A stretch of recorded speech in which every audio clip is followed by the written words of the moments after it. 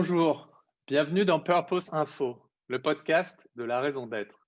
Pour la première édition, nous avons réuni un chercheur en management et un économiste qui ont l'un et l'autre été inspirés ces derniers temps par le thème de la raison d'être des entreprises. Nous nous réjouissons donc de les interroger sur ce thème passionnant. Pour situer un peu le débat, commençons par rappeler que la notion a été proposée dans un rapport par Nicole Notat et Jean-Dominique Sénard en 2018. Une proposition reprise ensuite dans la loi Pacte par le ministre de l'Économie et des Finances Bruno Le Maire l'année suivante, en 2019, et qui est donc aujourd'hui une réalité. Toute entreprise peut inscrire dans ses statuts une raison d'être et, lorsqu'elle le souhaite, devenir une société à mission. Entrons maintenant dans le vif du sujet. Ce premier podcast débat, deux intervenants qui s'expriment assez régulièrement dans les médias sur le thème de la raison d'être. Le premier, Bertrand Warriorg, est universitaire. Il est professeur en stratégie et gouvernance des entreprises à l'IAE Clermont-Auvergne et auteur d'un ouvrage publié aux presses universitaires Blaise Pascal intitulé « La raison d'être de l'entreprise ». Le second, Jean-Charles Simon, est économiste et préside Station, un cabinet proposant une solution globale de statistiques publiques en ligne ainsi que des outils de visualisation. La dernière tribune de M. Simon postule que la seule raison d'être de l'entreprise est de maximiser sa valeur. Bienvenue donc à vous deux. Merci d'avoir accepté cette rencontre qui, j'espère, sera passionnante pour tout le monde. Donc, pour planter le décor sur vos conceptions respectives du sujet, je propose de commencer d'entrer dans le débat sous un angle plutôt philosophique. Est-ce que vous pourriez commencer par me donner l'un après l'autre les raisons pour lesquelles les entreprises ont vocation ou non à poursuivre des missions d'intérêt général au-delà du cadre défini par la loi? Si vous voulez commencer, Monsieur Simon, s'il vous plaît. Merci. Dit comme ça, évidemment, toute entreprise peut poursuivre des missions d'intérêt général au quotidien. C'est évidemment le cas, et c'est pas, je crois, vraiment en fait le sujet. Le sujet, c'est plutôt la conflictualité potentielle entre différents objectifs et entre différents buts à atteindre, et notamment parce que c'est là-dessus que se construit beaucoup le sujet, et notamment par les promoteurs de la raison d'être, c'est-à-dire le fait que le profit et ce que j'ai appelé effectivement la maximisation de la valeur, qui me semble plus exact et plus approprié que le profit, parce que le profit à court terme peut évidemment ne pas être du tout l'objectif, y compris quand on cherche à maximiser sa valeur de long terme. Eh bien, voilà, est-ce qu'il peut y avoir des conflits, des tensions qui font que ces objectifs peuvent s'opposer? D'un côté, des missions d'intérêt général, des objectifs d'intérêt généraux que l'on peut poursuivre, que l'on peut souhaiter. De l'autre côté, la rentabilité, la valorisation, la valeur pour l'actionnaire. Fondamentalement, mes convictions, elles reposent autour de quelques principes. Le premier, c'est la liberté d'entreprendre. Je crois véritablement que la liberté d'entreprendre est une valeur majeure de nos sociétés modernes. Depuis la révolution industrielle, je pense que c'est majeur dans la création de richesses, et que c'est quelque chose qu'il faut absolument préserver le plus possible et encadrer le moins possible. C'est-à-dire n'y pas apporter des restrictions que quand véritablement il y a de la part en démocratie des représentants des citoyens le choix de limiter telle activité parce qu'on considère qu'elle ne doit pas s'exercer dans le pays, production, consommation. Un exemple simple, que d'ailleurs je déplore fortement, c'est par exemple l'interdiction de produire et de commercialiser du cannabis en France. Voilà un exemple où une société fait une contrainte. À mon sens, ce genre de contrainte, typiquement celle-là, je pense qu'elle n'est pas fondée par un intérêt général objectif, mais typiquement, voilà, c'est des restrictions qui sont apportées, qui, à mon avis, devraient être les plus minimes possibles. Donc déjà, ça ouvre un champ, si on accepte ce principe d'une liberté d'entreprendre assez extensive, ça ouvre un champ finalement limité à ajouter quelque chose de contraint. Moi, depuis notamment ma campagne à la présidence du MEDEF en 2018, je m'étais beaucoup exprimé sur le sujet, sur la partie de la contrainte. Bien entendu, je n'ai aucun problème avec le fait que une communauté d'une entreprise choisisse délibérément de faire quelque chose Je connais bien, par exemple, le monde de l'assurance. C'est celui lequel j'ai le plus d'expérience professionnelle et avec lequel je travaille le plus.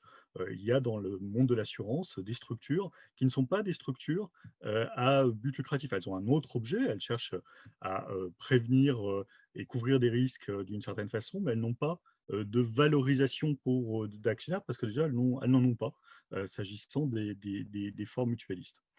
Donc, on a d'abord ce premier sujet, la liberté d'entreprendre. Est-ce qu'on peut y apporter une restriction telle que finalement on a pu le vouloir dans la loi Pacte avec la modification de la rédaction du Code civil sur l'objet social et est-ce qu'on peut aller plus loin parce que donc il y a évidemment des promoteurs pour aller plus loin sur le sujet. Il y a d'ailleurs aujourd'hui un très grand mouvement pour s'opposer à ce que moi je défends, et je le ressens évidemment très, très clairement, hein, j'en suis tout à fait conscient. Il y a notamment chez les activistes d'extrême gauche, chez les activistes écologistes, la cible est vraiment justement cette liberté d'entreprendre qui est de valeur constitutionnelle dans le droit français et qu'ils veulent restreindre justement. C'est un lobbying majeur qu'ils mènent aujourd'hui contre cette liberté reconnue aujourd'hui dans le corpus constitutionnel français. Euh, la deuxième chose, c'est le droit de décision des actionnaires. Si donc là je rentre dans la forme de la forme sociale de la société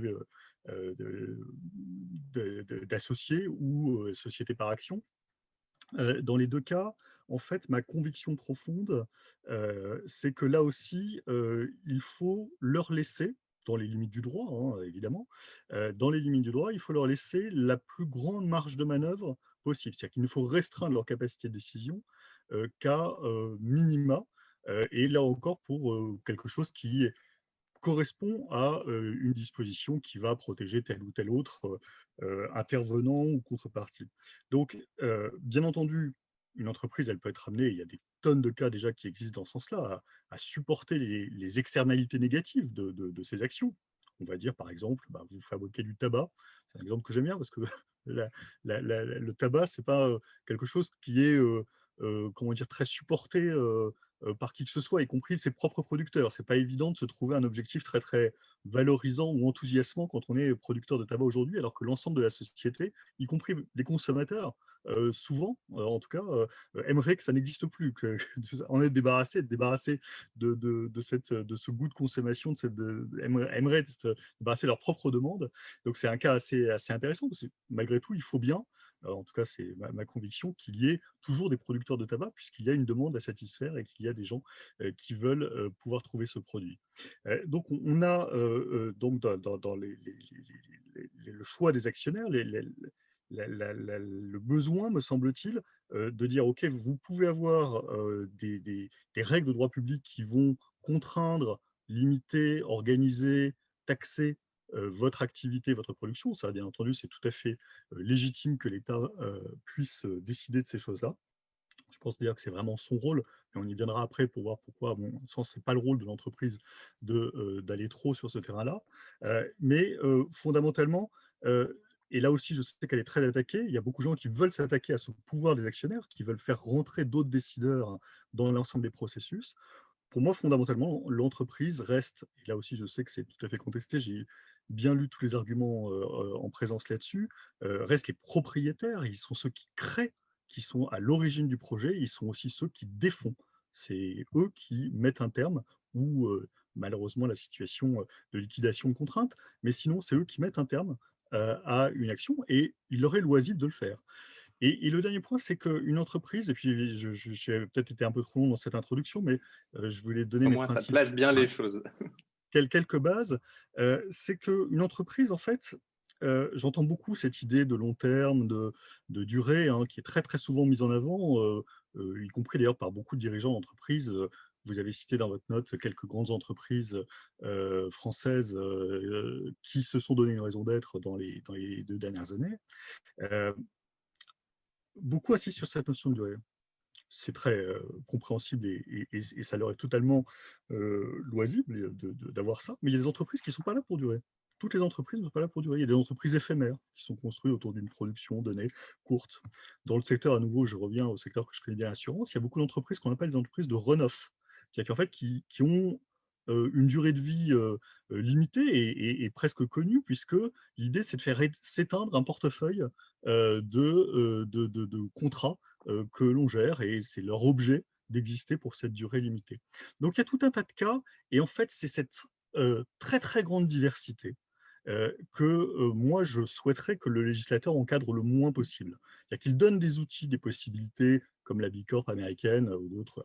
Est-ce que l'entreprise à mission sert bien l'objet, qu'il y ait toutes ces possibilités qui soient données. Encore une fois, je pense que la France, elle est déjà très largement connaisseuse de ces choses-là, avec l'ESS, avec des formes mutualistes, coopératives, des gens qui ne sont pas dans des formes classiques d'entreprise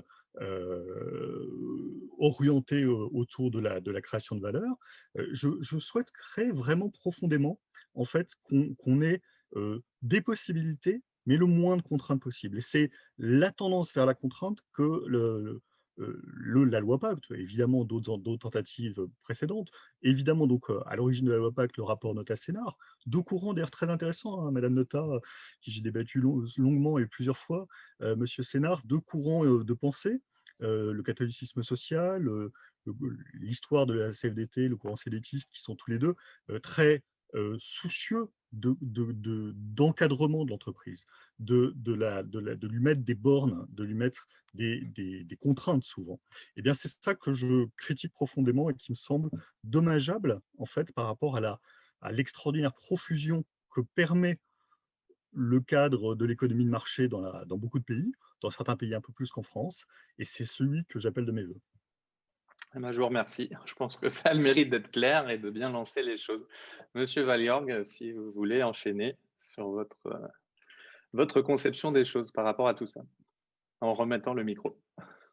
Voilà, je remets mon micro qu'effectivement j'avais coupé. Alors, moi, je veux d'abord revenir sur, Clarence, sur la manière dont vous formulez la question, parce que la manière dont elle est formulée, d'ailleurs, je vous remercie de la formuler de cette manière, parce que c'est précisément ce qui est à l'origine d'un malentendu dans beaucoup de débats et de prises de position qu'il peut y avoir aujourd'hui autour de la loi Pacte et en particulier de la notion de raison d'être.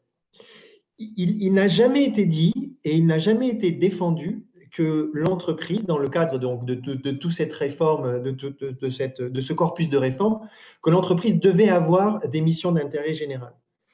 Personne n'a jamais dit que l'on considérait l'entreprise comme un quasi-service public ou que l'on devait faire de l'entreprise des ONG.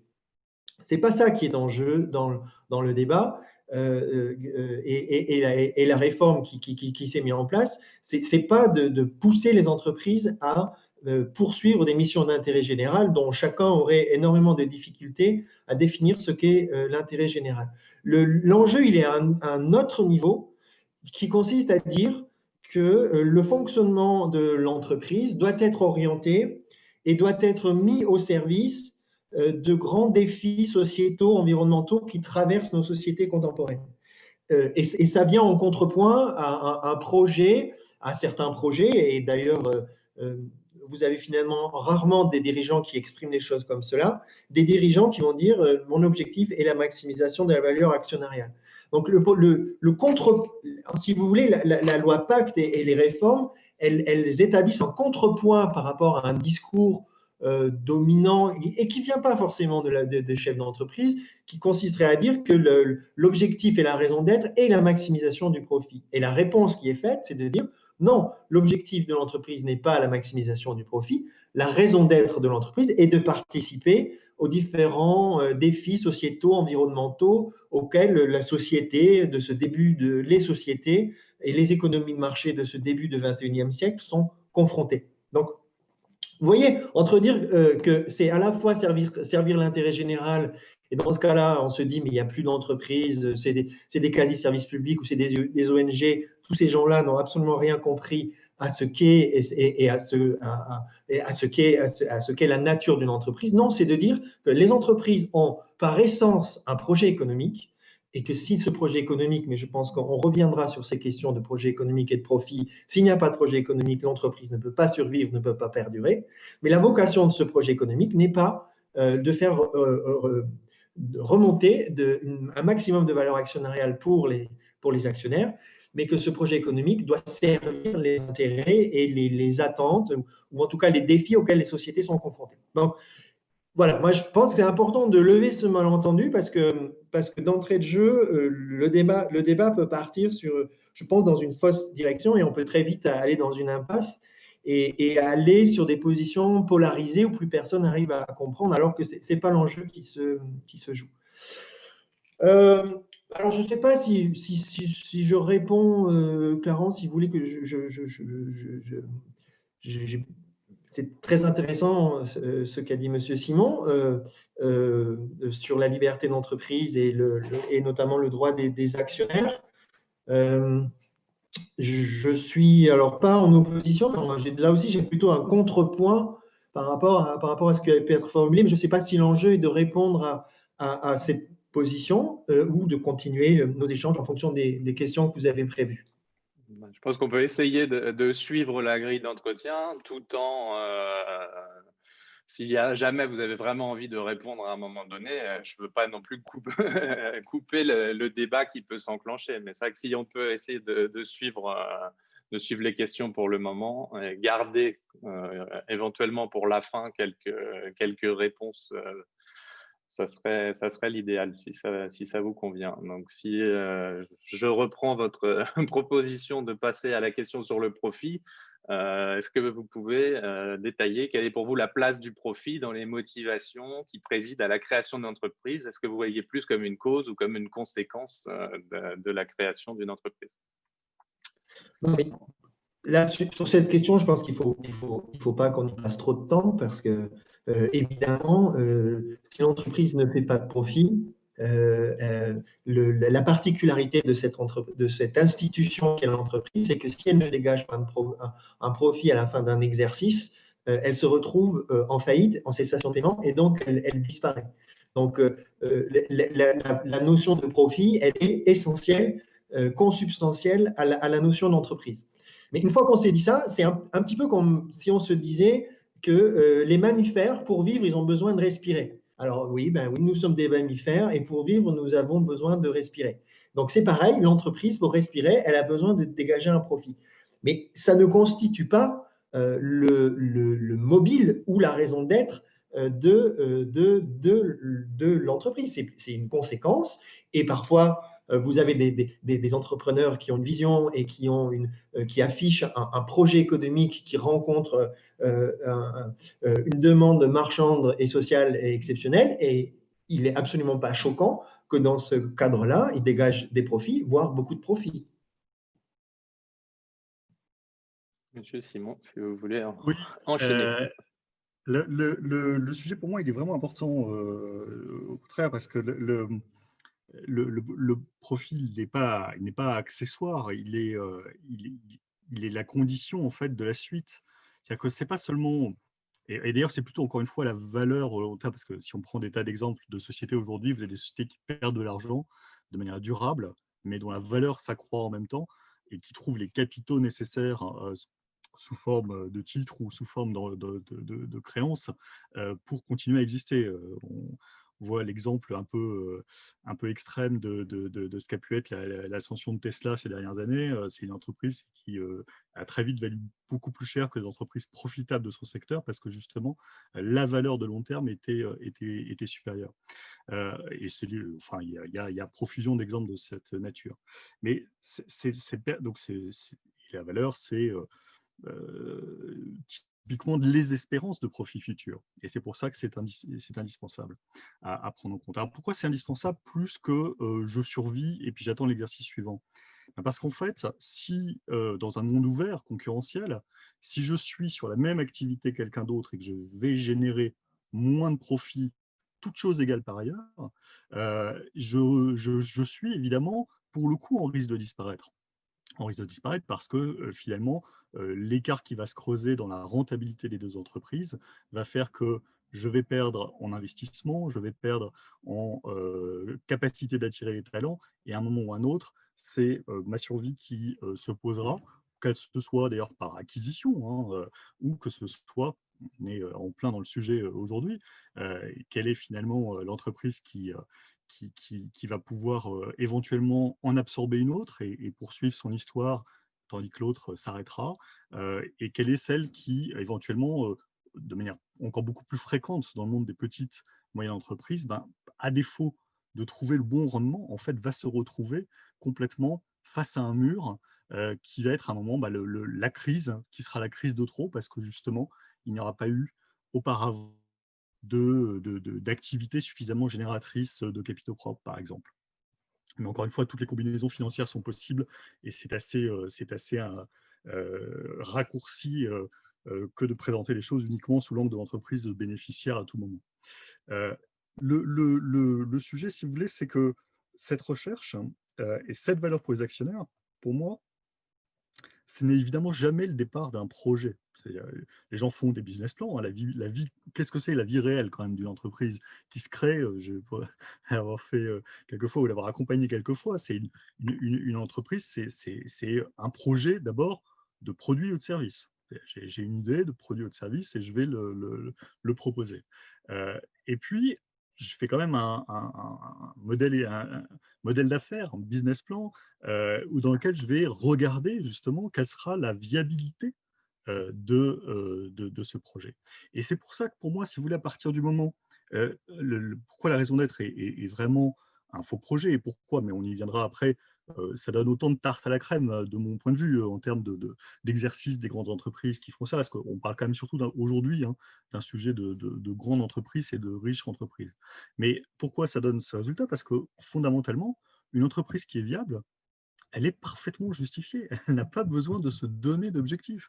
Je peux fabriquer des Scooby-Doo, des godemichés ou de la nourriture pour chat. Je fais mon activité, ça marche de manière non artificielle. Il n'y a pas d'artifice, il n'y a pas de système vicieux qui aurait été créé en termes de subventions ou d'autres, ou de prévarication qui ferait que mon activité n'est pas durable. Non, non, elle est durable, elle est viable, elle a pleinement sa raison d'être. Et même, ça, ma conviction profonde, ce qu'elle peut faire de mieux pour la société, cette entreprise, c'est justement de dégager de la valeur, de créer de la valeur. Pourquoi c'est ce qu'elle peut faire de mieux? C'est ce qu'elle peut faire de mieux pour ses collaborateurs, pour ses futurs collaborateurs, pour ses clients, pour ses fournisseurs, pour l'État avec les recettes qu'elle dégage. C'est ce qu'elle peut faire de mieux, ce qu'elle peut apporter de mieux à la société. Et j'ai la conviction profonde que pour le reste, elle peut évidemment faire des tas de choses. Et encore une fois, il ne faut pas se tromper, hein. Moi, je ne parle que de sujets. Je n'ai un problème, on va dire que quand il s'agit d'un arbitrage difficile entre un arbitrage qui donnerait des solutions difficiles, en fait, où je dirais je fais ça et ça amoindrit ma création de valeur. C'est là où j'estime que souvent les dirigeants dont on parle à la tête des sociétés dans le SBF 120 ou autres sont des gens qui sont un peu en conflit d'intérêts parce que ces gens-là ne sont pas les propriétaires de l'entreprise. Ils peuvent même avoir un intérêt qui peut parfois s'opposer à celui qui peut être désaligné de celui des propriétaires de l'entreprise. Et donc, c'est là où je pense qu'il peut y avoir des frictions et des complications, voire parfois des stratégies qui sont des stratégies de défense d'une direction générale par rapport à l'intérêt des actionnaires. C'est ça qui me semble vraiment un sujet délicat à aborder, mais encore une fois, la meilleure des choses que peut faire l'entreprise, c'est ça. Quelle est par ailleurs une fondation, qu'elle consacre de l'argent à différents objectifs, ça peut tout à fait aller dans le sens de son marketing, de l'attractivité qu'elle a pour ses collaborateurs, de l'attractivité qu'elle a pour ses fournisseurs, de la pérennité qu'elle semble donner, de ses relations avec les pouvoirs publics, évidemment de son image auprès des consommateurs. Tout ça peut avoir du sens, hein, mais justement, ça a du sens quand ça va vers la création de valeur. C'est quand ça la contrarie, qui est à mon avis le sujet. Et je pense que souvent, les dirigeants qui ne sont pas propriétaires des entreprises n'ont pas de légitimité à contrarier ce chemin vers la maximisation de la valeur. C'est très clair, merci. Donc, question suivante, Monsieur Valguior, en ce qui vous concerne, vous accordez une vraie importance à ce concept de raison d'être. J'ai jamais parlé de tarte à la crème, je crois bien. Donc, c'est l'occasion pour l'entreprise d'assumer ses externalités négatives, de montrer comment elle agit pour les limiter ou les compenser. Je vous cite. Est-ce que vous pourriez être plus précis? Selon vous, est-il inutile de travailler sa raison d'être s'il n'y a pas la volonté sous-jacente de poursuivre une mission d'intérêt général, pour reprendre ce thème? Alors, si, par rapport à cette histoire je reprends l'expression, ce n'est pas la mienne, mais de tarte à la crème de la raison d'être, si, j'ai écrit là-dessus en disant qu'il y avait parfois des solutions qui consistaient à enfoncer des portes ouvertes et on a des déclarations de dirigeants qui ont voté des raisons d'être et qui nous auraient sans doute mieux fait de ne pas faire puisque ça n'apporte absolument rien à ce qu'ils sont et à ce qu'ils veulent faire. Donc, le risque que ça devienne un outil rhétorique et un artifice supplémentaire de communication moins bien utilisé, il est réel. Là, on n'a aucun doute là-dessus. Par contre, une fois que j'ai dit ça, je pense aussi que la notion de raison d'être, elle peut être utile quand une entreprise veut pivoter. C'est-à-dire que quand une entreprise elle a conscience qu'elle a son modèle économique, son modèle, ses technologies ou ce qu'elle apporte à la société, quand elle voit qu'elle est plus ou moins en train d'arriver en bout de course sur ce qu'elle fait et sur ce qu'elle apporte, et que l'entreprise se rend compte que les technologies changent, que les attentes de la société changent, que les attentes des consommateurs changent, et qu'il faut engager une démarche de transformation pour pivoter selon le vocabulaire qui me va bien, ou bifurquer si vous voulez. Et là, la raison d'être, elle peut être utile parce qu'elle peut consister à dire, attention, le monde a changé, ou le monde va changer, ou le monde change très vite, et les technologies que l'on mobilise ou qu'on a mobilisées jusqu'ici, il y a des chances pour qu'elles deviennent obsolètes ou alors plus tolérées par la société. Et face à cela, face à cet environnement au sens large du terme, on doit se renouveler, on doit se régénérer. Et l'outil raison d'être, là, pour le coup, il peut être assez puissant pour pouvoir engager un projet de transformation d'entreprise. Donc, c'est en ce sens-là qu'il est utile. Et vous parlez des externalités négatives.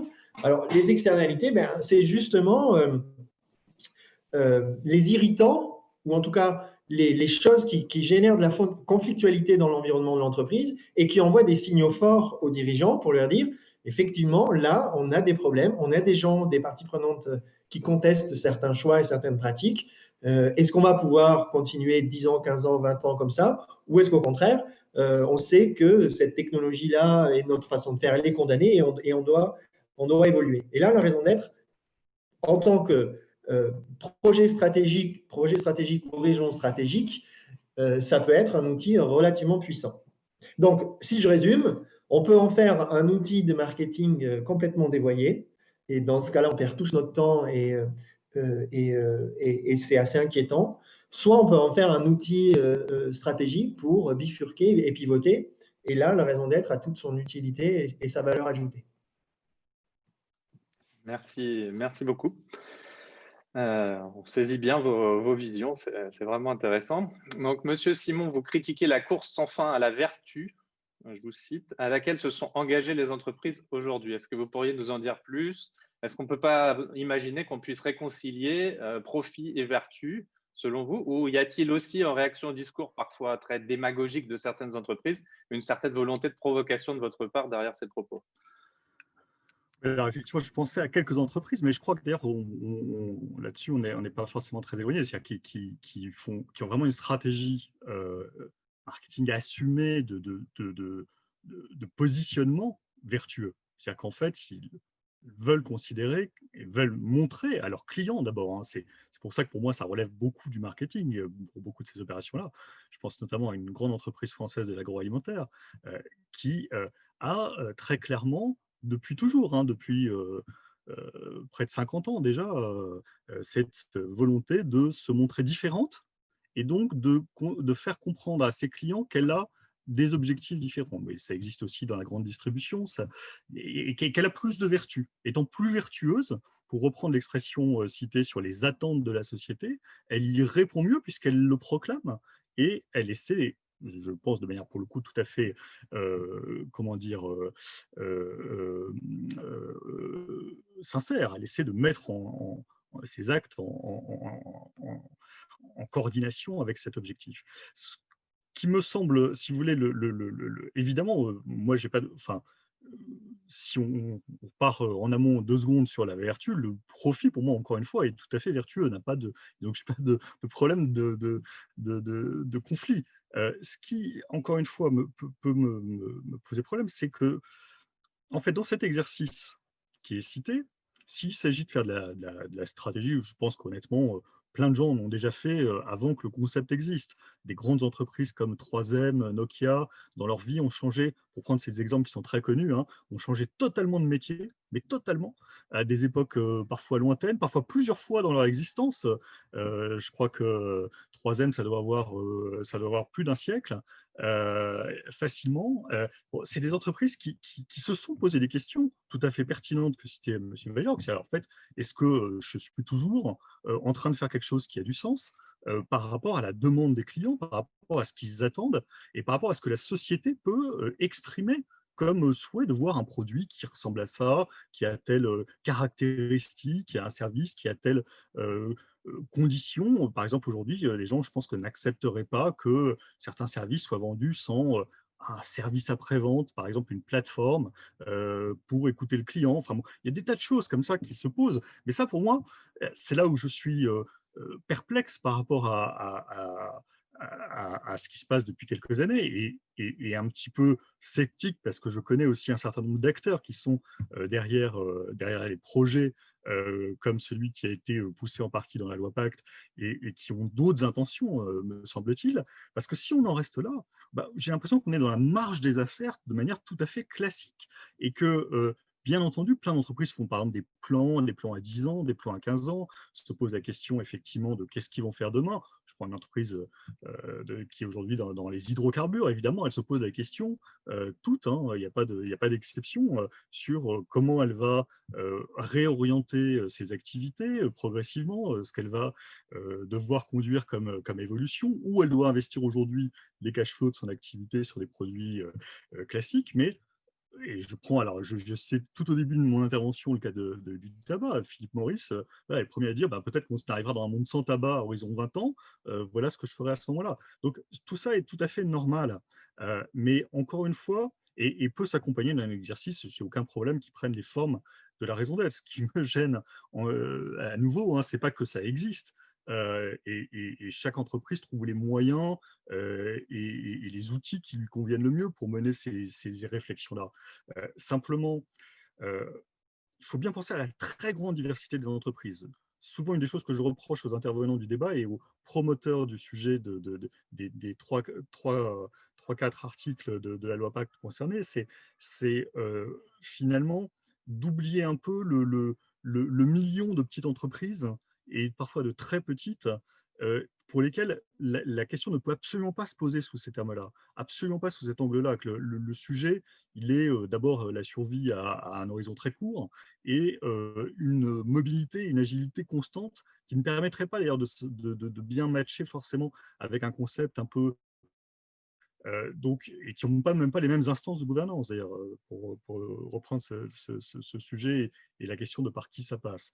Donc, en fait, c'est l'idée d'une éventuelle rigidité ou de conséquences juridiques, et c'est là où je pense que les entreprises du SBF 120 qui vont tout y aller parce que la pression sociétale est dans ce sens, donc vont aller à se doter de raison d'être. Je pense qu'elles ne mesurent pas nécessairement les risques juridiques qu'elles prennent une fois qu'elles seront dotées de la raison d'être, tout comme la modification sur l'objet social ne me semble absolument pas neutre, sur les possibilités d'action d'adversaires, parce qu'on n'est pas dans un monde de bisounours, hein, on est dans un monde d'opposition idéologique violente aujourd'hui, avec des gens qui, encore une fois, veulent atteindre à ce qui existe actuellement comme cadre de l'économie de marché, c'est la liberté d'entreprendre et propriété de l'entreprise. Et donc, il y a ces offensives-là qui arriveront dans beaucoup de situations. Quand M. Sénard fait ses plans sociaux chez Renault, peut-être qu'il sera un jour embêté parce qu'on lui dira qu'en abandonnant 3-4 sites industriels, là, il commence à toucher à des choses qui correspondent à l'ADN de Renault, par exemple, en France.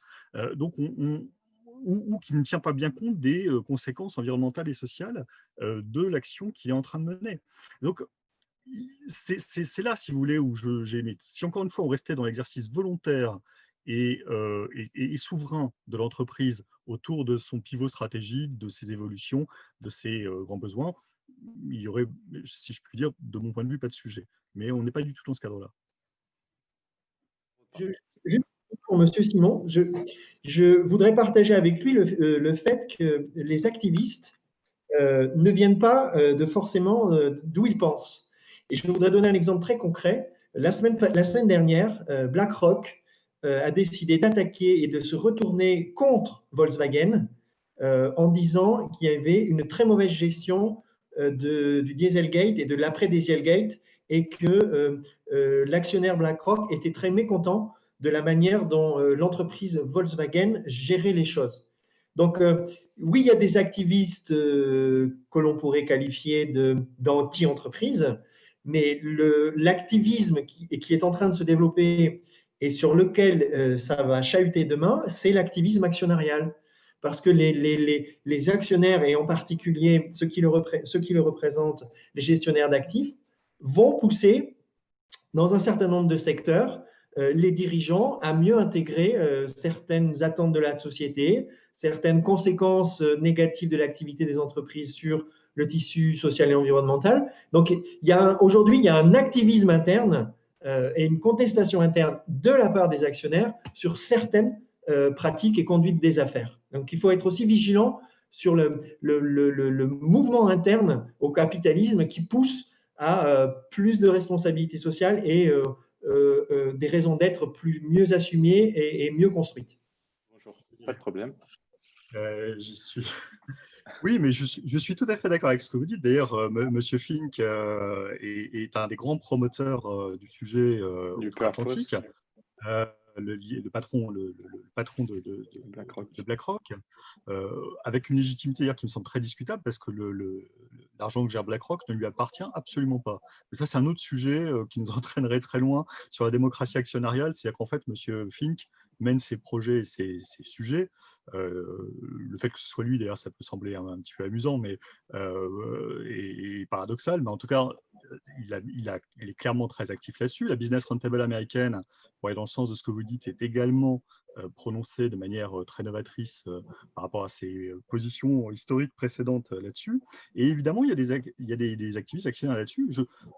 Encore une fois, dans le cas de Larry Fink, c'est un peu particulier parce qu'il y a une quasi-vocation politique dans son positionnement, tout comme chez Schwab, au World Economic Forum ou d'autres. Mais chez pas mal d'activistes, il y a quelque chose de tout à fait fondé à effectivement mettre en cause des entreprises qui sont trop passives par rapport à des évolutions qui sont majeures de la réglementation des attentes actionnaires. Donc tout ça, encore une fois, me va très bien.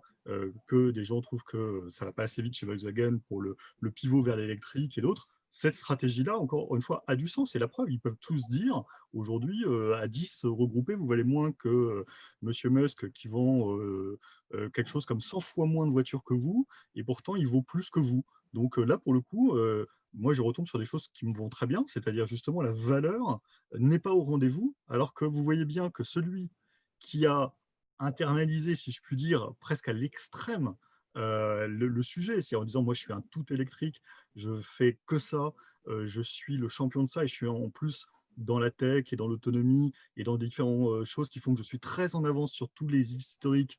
Et d'ailleurs, la preuve, le marché le reconnaît et le marché le félicite, puisqu'il lui dit, alors même qu'il avait à peine dégagé ses premiers profits en début d'année dernière, regardez, ça y est, vous valez déjà beaucoup plus que les entreprises très profitables du même secteur que vous.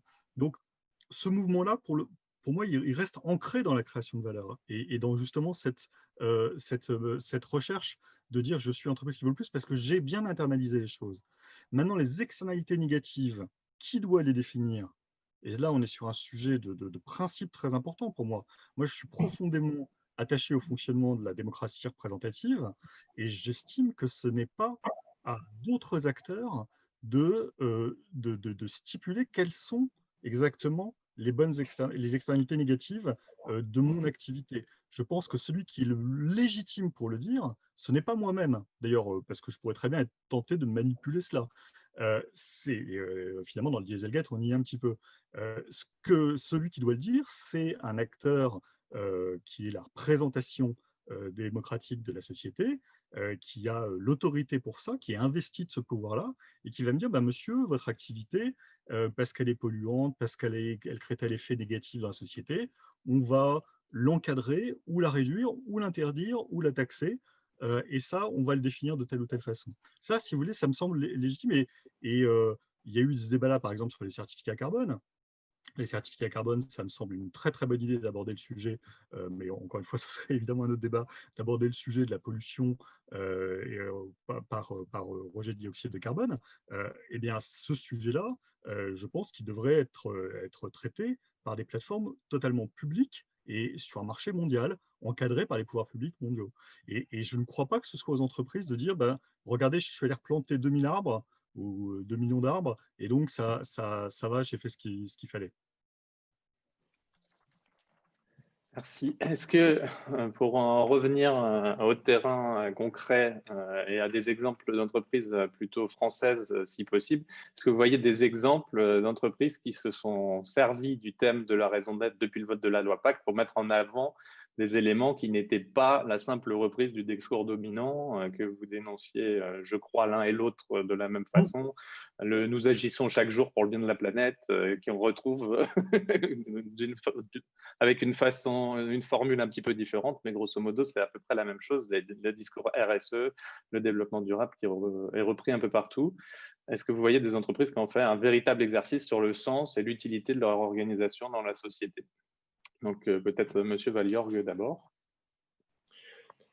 Alors moi, je vous parlerai bien d'une petite entreprise, une PM, enfin petite, dans le sens où c'est une PME qui est sur la région clermontoise et qui a engagé un travail de transformation qui s'appelle Fimeca, mais ça ne va pas forcément parler à tout le monde. Donc, je vais me lancer sur une entreprise qui a plutôt pignon sur rue et dont le dirigeant s'est abondamment exprimé sur le sujet de la raison d'être et que nous avons évoqué un tout petit peu plus haut, puisqu'il s'agit de Danone et du projet d'Emmanuel Faber sur l'alimentation santé qu'il a fait rentrer dans les statuts. Et il est même allé, ça ne vous aura pas échappé, à créer la première Bicorp cotée avec un périmètre d'activité global. Alors moi, ce qui m'intéresse, c'est Danone. Je suis absolument pas... je n'ai pas mené de terrain chez Danone. Par contre, ce que je vois des terrains de recherche, ce que je vois émerger chez Danone, c'est autour de la partie agricole où Danone dit il y a certaines pratiques, ça ne peut plus continuer comme ça. Il y a certaines pratiques agricoles qui ne peuvent plus continuer comme ça, et nous sommes obligés de faire muter notre modèle agricole. Et eux, ils s'expriment autour de ce qu'ils appellent l'agriculture régénératrice. Et par rapport à tous leurs producteurs laitiers, puisqu'il s'agit de ça, et c'est parce que je vous parle de ça, il y a des actions concrètes qui sont engagées auprès des fournisseurs, c'est-à-dire des agriculteurs de Danone, pour qu'ils fassent évoluer leurs pratiques agricoles et qu'ils aient des façons de faire et des exploitations qui soient plus respectueuses de l'environnement et surtout beaucoup mieux adaptées aux défis du changement climatique qui bouleverse et fragilise considérablement le secteur agricole. Donc là, on voit bien avec la raison d'être, on voit bien que Danone rassure et fait plaisir à ses clients. C'est du beau marketing très bien fait, très bien emballé. Je peux assez facilement dire ça. Mais on peut aussi dire que du point de vue des fournisseurs et donc des agriculteurs, il y a un vrai travail de fond et qui est difficile, qui nécessite des ressources, qui nécessite de faire évoluer des mentalités et des pratiques anciennes. Et Danone avance aussi ce sujet-là. Donc là, on voit bien à partir d'une raison d'être qui est assez générique, qu'elle a des conséquences pratiques très opérationnelles qui montrent que, je ne dis pas que tout est parfait chez Danone, loin de là, je suis incapable de le dire, mais que sur certains enjeux, et notamment les enjeux agricoles, il y a une vraie dynamique qui est en place. Merci beaucoup. Monsieur Simon. Même si j'ai compris vos réserves, peut-être que vous Non, avez non, mais des… moi, pour le coup, je suis beaucoup moins spécialiste que M. Valliorg de cas pratiques d'études de raison d'être. Je lis dans les journaux, mais je n'ai pas fait de recherche par entreprise sur ce que ça avait pu changer dans les comportements. Et je vois des cas qui me semblent intéressants sur qui n'est pas nécessairement un cas de raison d'être, mais qui finalement est intéressant parce qu'il s'approche de l'exemple de Danone que vous venez de citer et qui est pour le coup en marketing très intéressant parce que il est Danone, si je puis dire, c'est une entreprise française gentille, bien vue. Les gens ont beaucoup aimé, les Français ont beaucoup aimé la famille Ribou, père et fils. C'est une entreprise qui avait déjà c'est très largement travaillé son image. Bon, il y a quelques accros, hein, parce que quand il faut tourner, on se souvient d'épisodes de Lu, ça n'a pas été tout à fait conforme forcément à ce que l'entreprise voulait donner comme image d'elle-même. Mais et donc la réalité parfois rattrape un petit peu le, le décor qu'on voudrait donner. Mais je dirais que c'est une entreprise qui est quand même évidemment très très bien positionnée, je pense, l'appréciation des Français. En revanche, une entreprise qui est McDonald's, qui est une entreprise qui a pas du tout le même point de départ d'image et qui au contraire a été parfois très enfin, vu comme un symbole. Évidemment, on se souvient du McDo de Millau et de Beauvais, et qui a été vu comme symbole de la malbouffe et autres, et qui a aussi beaucoup travaillé, et pour le coup, j'en ai parlé avec son dirigeant France, qui a beaucoup travaillé avec les agriculteurs, qui a beaucoup travaillé et qui communique beaucoup désormais autour de cette idée-là, de son approvisionnement pour montrer qu'il bénéficie finalement aussi à des agriculteurs français avec certains critères, et une image justement qui était relativement médiocre, hein, on va dire, en termes de qualité, et éventuellement de principe, qui peut s'améliorer là-dessus. Donc, encore une fois, tout ça me semble de très très bonne aloi. Ce que je ne sais pas, par exemple, dans l'exemple que citait M. Valliorc, c'est finalement, est-ce que tout ça n'est pas tout simplement dans l'intérêt, si c'est dans l'intérêt de Danone, de long terme, a priori, en tout cas dans ma vision du monde sur les marchés efficients, ça doit se retrouver dans la valeur économique de Danone. Dans ce cas-là, c'est encore une fois pas un problème. Euh, le seul vrai problème, ce serait le conflit d'intérêts entre finalement un objectif que je me suis donné, je ne sais pas moi, effectivement avec tel type de fournisseur ou tel autre, et qui nuirait finalement à ma valeur économique future, c'est-à-dire à mon flux de profit futur. Et ça, c'est là où j'estime que si ce conflit venait à la connaissance d'un dirigeant, je ne vois pas tellement la légitimité, encore une fois, d'aller détruire de la valeur euh, pour quelque chose qui serait un engagement externe à la vie interne de l'entreprise.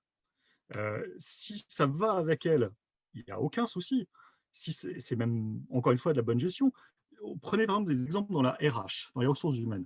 Moi, je vois quantité d'entreprises et qui font ça très très bien, qui dépensent de l'argent sur des choses qui pourraient sembler des coûts d'exploitation à court terme pas forcément utiles, mais qui sont évidemment très utiles pour la rétention et l'attractivité de l'entreprise auprès des collaborateurs qui veut recruter et de ceux qui veut garder.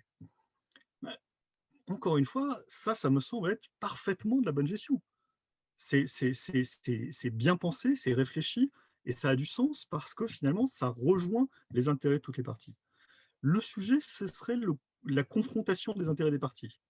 Et c'est là où il me semble que celui qui peut potentiellement intervenir là-dedans et qui a la légitimité et qui peut dire quelque chose qui va aller contre les intérêts des actionnaires, c'est plus l'État, parce que lui, il peut imposer quelque chose de nouveau par connaissance, par légitimité sur telle ou telle activité économique, qu'un dirigeant qui irait lui-même contre les intérêts de ses actionnaires.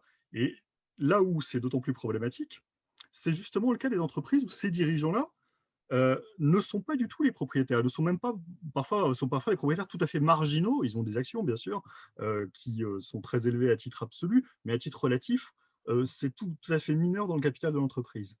Et c'est là où je pense qu'il y a un risque qui est d'utiliser finalement une forme de mantra ou de positionnement pour éventuellement faire échouer une OPA, pour s'opposer à tel actionnaire activiste, pour dire qu'on ne veut pas changer parce qu'on veut préserver finalement les intérêts d'une direction générale au détriment de ce qui fait le plus de valeur pour les actionnaires.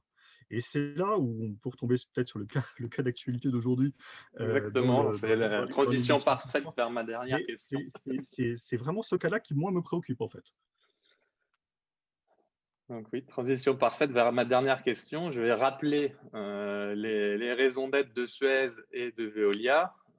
Donc pour Suez, la raison d'être qui a été déterminée à l'issue d'un long processus et défendue par Bertrand Camus, c'est notre raison d'être est le reflet de notre vocation, façonner un environnement durable dès maintenant.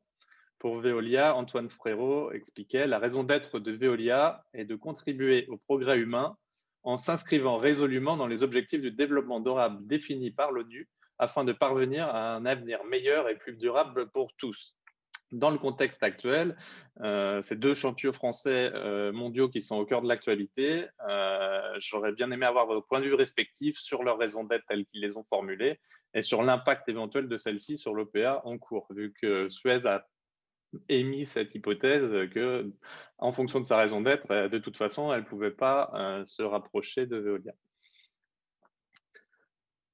Donc peut-être M. Valliorg, pour commencer.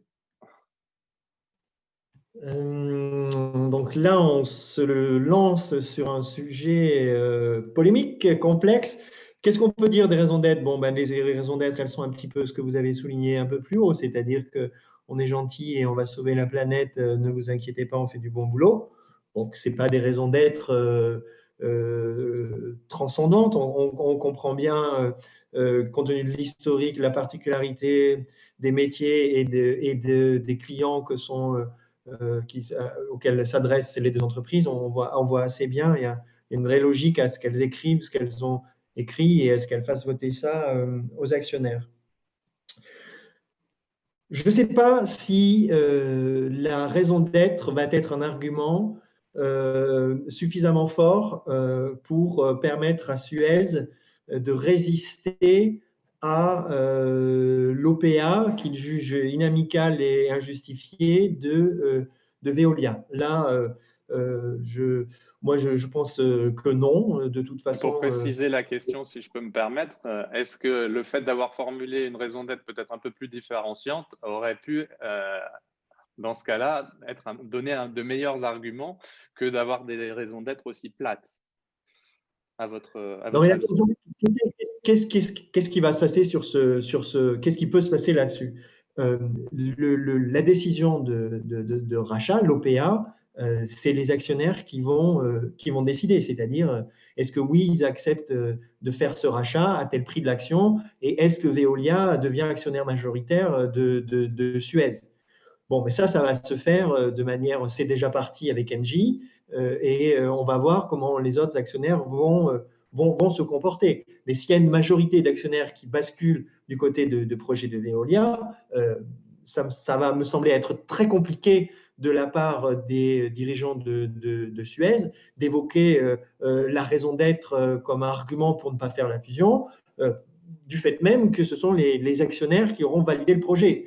Donc, je ne pense pas que dans ce cas précis, étant donné les rapports de force qui sont en train de s'installer, que la raison d'être soit un argument qui permettra à Bertrand Camus et à ses équipes, s'ils ne changent pas d'avis, de résister au projet d'OPA de Veolia.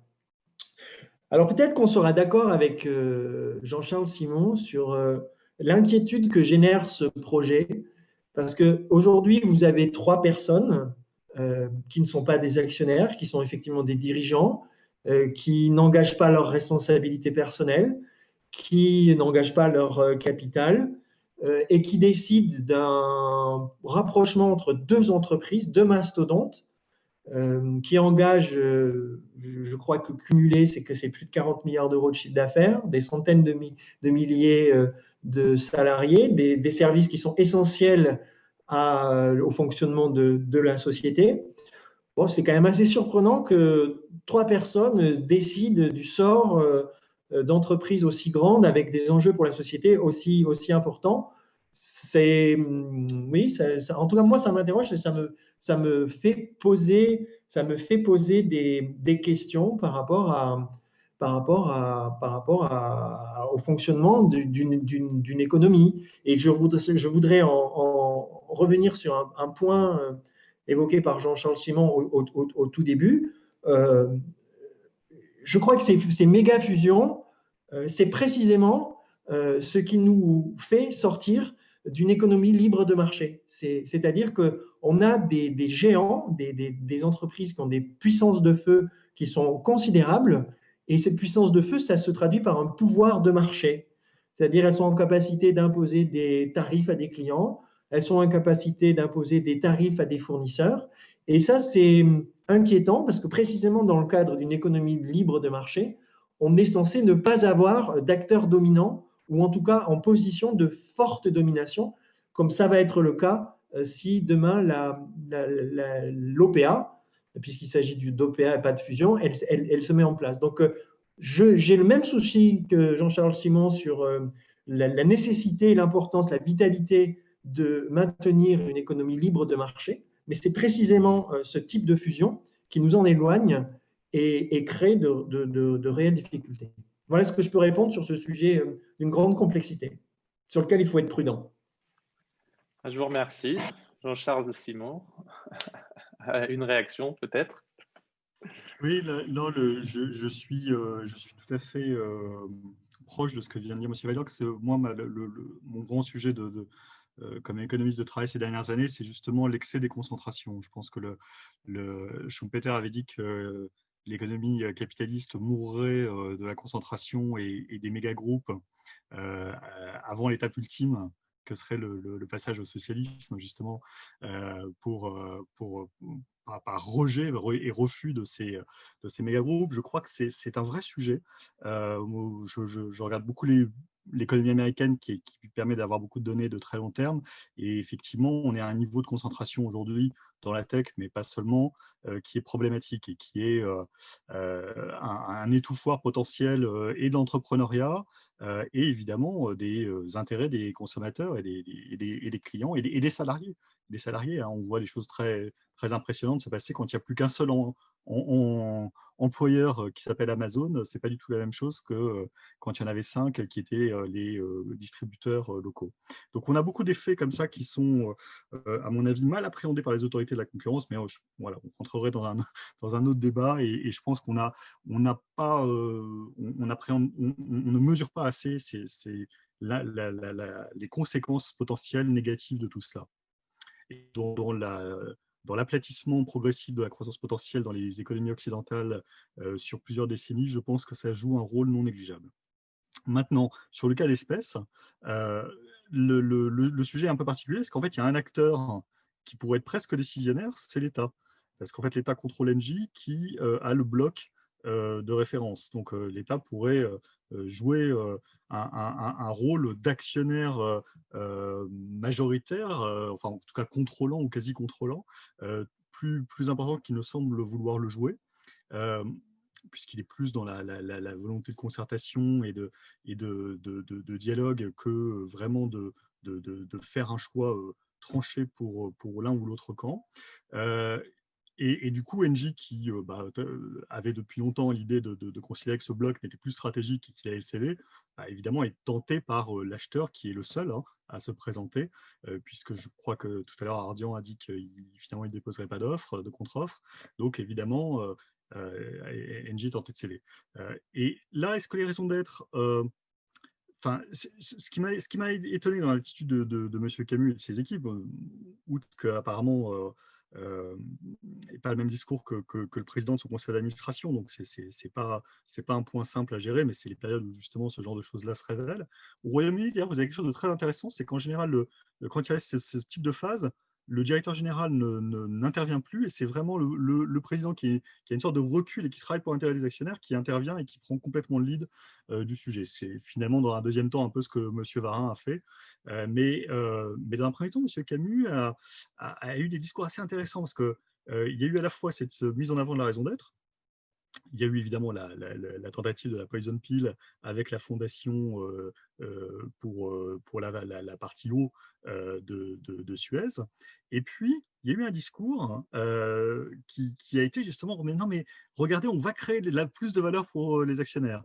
On repropose un plan dans lequel on vous montre qu'on va recréer la valeur pour les actionnaires fortement. Donc, comme quoi, c'est intéressant, ça intervient à ce moment-là quand on essaie justement de séduire ceux qui vont décider du sort d'une offre publique comme celle-là.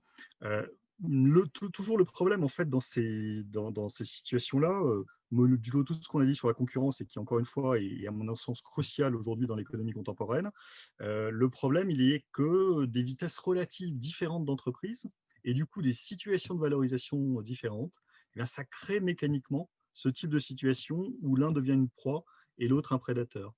Et c'est pour ça qu'il faut se préoccuper tout le temps, me semble-t-il, de sa création de valeur et sa génération de valeur. C'est une illustration parmi tant d'autres de ce besoin, me semble-t-il. Je peux que vous remercier l'un et l'autre pour un débat qui m'a semblé de très haute tenue, vraiment passionnant. Donc, merci beaucoup à la fois d'avoir accepté de répondre aux questions et puis d'avoir consacré du temps aujourd'hui. Voilà. Bon après-midi à vous.